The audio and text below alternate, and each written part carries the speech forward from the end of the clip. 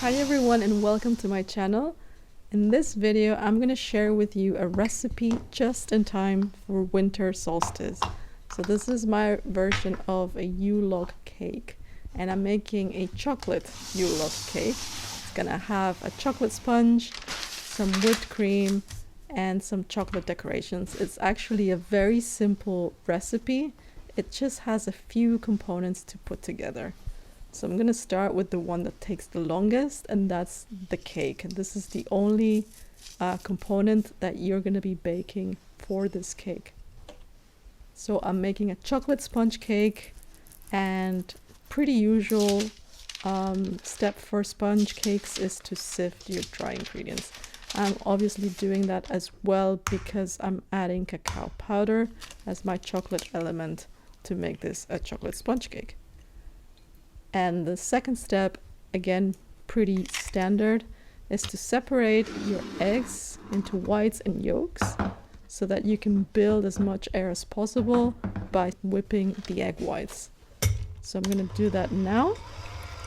And once I reach sort of a frothy, soft peak, I can gradually add sugar. And the sugar is actually going to help stabilize all of that air that we're whisking in. I'm gonna also add a little bit of vanilla extract. This is rather optional since the main flavor is the chocolate, but I like to add it anyway. And you can see that it's turning really glossy, and that means that it's safe to add the egg yolks. The egg yolks are actually rather fatty, so you want to add these gradually as well to make sure you don't deflate your egg whites. So once you've incorporated all of those egg yolks, you can add gradually again your dry ingredients that you have sifted before. And I like to start doing that with the hand mixer or just the stand mixer. And later on I will switch to a spatula to just fold the ingredients by hand and make sure I don't overmix this way.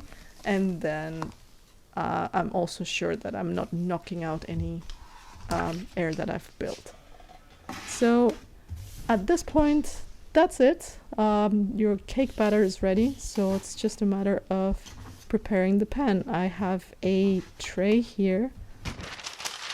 So what I've done here is to use a little bit of butter as my glue so that my parchment sticks to the tray pan. You can also use it directly on the pan if you have one of those non-stick ones or a silicone one. But I find that using parchment is just easier also to unmold later on. So I've actually also used the parchment that I took earlier to just sort of combine my dry ingredients. So nothing is really gone to waste here. Just a little tip. So what you want to do now is make sure that you spread this as evenly as possible. It is getting rather thin in the end, but the point is to make sure you get into those corners very well and make sure it's even, because if you have an even surface, then that means it will bake evenly as well. So I'm tapping a few times just for the big air bubbles. And then I'm ready to put this in the oven. It takes about 10 to 12 minutes, so it's really quick to bake. And you want to be ready with a cooling rack because we need to take it out of the tray as soon as we take it out of the oven. It's important that you work quickly now so that you can avoid having cracks in your cake roll later on. Just be careful with the tray, everything is hot. So I've taken a piece of parchment, placed it at the top, then covered everything with a tea towel, and I'm just flipping over the whole thing with the help of the cooling rack, and then very gently just removing the parchment paper that was sitting on the tray. So this is gonna be where we put our filling. And that means that we want to be rolling into this side of the sponge cake. So let me get this off first. And again, doing it quickly, I'm gonna just make sure it's off. I can leave it in there if I want to. You can take it off as well. I chose to leave it on. And then I'm using the tea towel to sort of help me pull the whole sponge and tuck it in as I roll it as tight as possible, as straight as possible, and as neatly as possible. So this is step one in terms of a successful cake roll, to do this while the sponge is warm so that you avoid having some cracks later on when you put your filling inside. So the second step is going to be my chocolate shavings or shards. I have some tempered chocolate here, and you might be asking, why tempered chocolate? By the way, I have a whole video on how to temper chocolate, and I talk about the importance of that and how it affects the chocolate work that you do.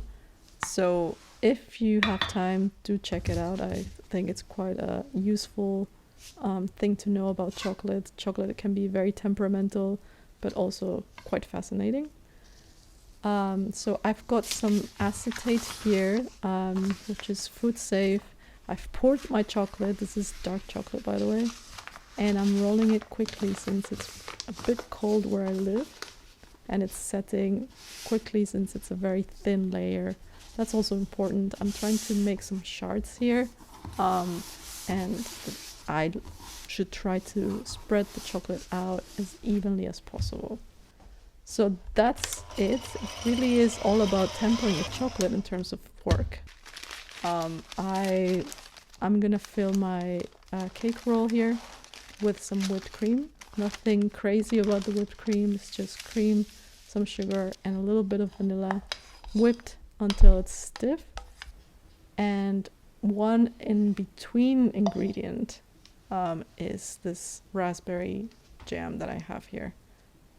I like seedless raspberry jam. You can use whatever jam that you want. Some people just use some simple syrups. I don't like using syrups on my cakes, so I thought this will give it a nice Christmassy color and an amazing flavor that goes super well with chocolate. So I'm using that as sort of the first layer, and then I go in with the whipped cream and just spread that as evenly as possible. It doesn't have to be a massive layer. You can see that it's not a lot, and when you roll this, it has to stay inside. So depends how tightly you're rolling the cake. It means that some of it might kind of slip out a little bit. So I'm taking the edge with the least amount of whipped cream, and I'm going to start rolling it onto itself.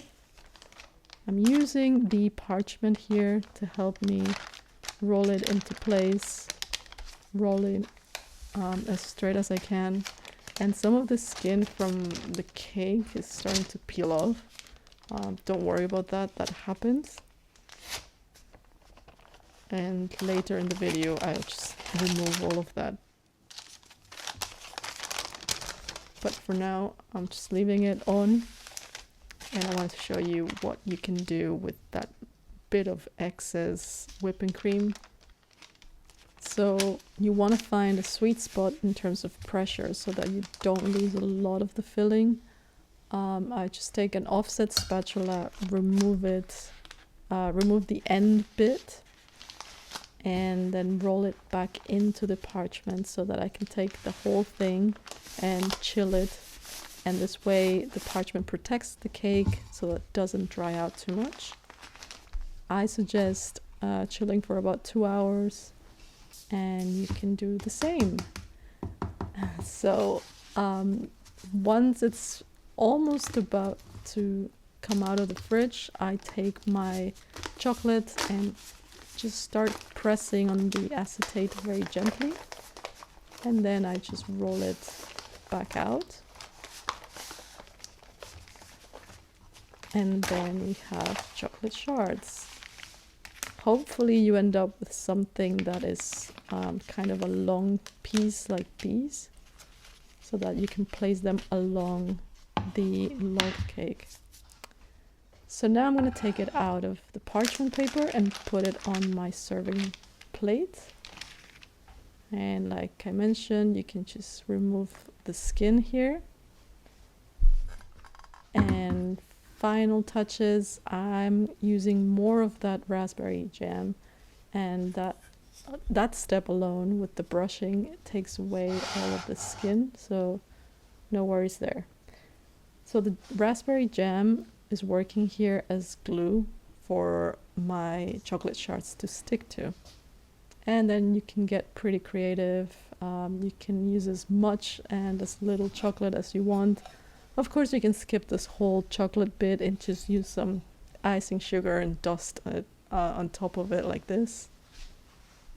You can use some chocolate ganache if you don't feel like working with chocolate as well, or chocolate buttercream also works well. So I could end the video right here and just show you this beautiful log cake, but I want to show you the reality that is cutting a slice out of this. It's not very glamorous. You lose a lot of the chocolate because they're such long pieces that you just are bound to break them apart and have them come off like this. It's very easy to put back together.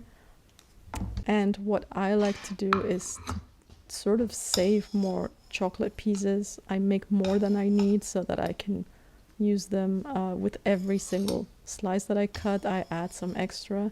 So extra chocolate to snack on. So here is my slice of Yule Log cake with these classic flavor combinations and adaptable recipes that you can try. I hope that you liked the recipe and you enjoyed this video. Thank you so much for watching, and I'll see you next time with another delicious recipe. Thanks for watching.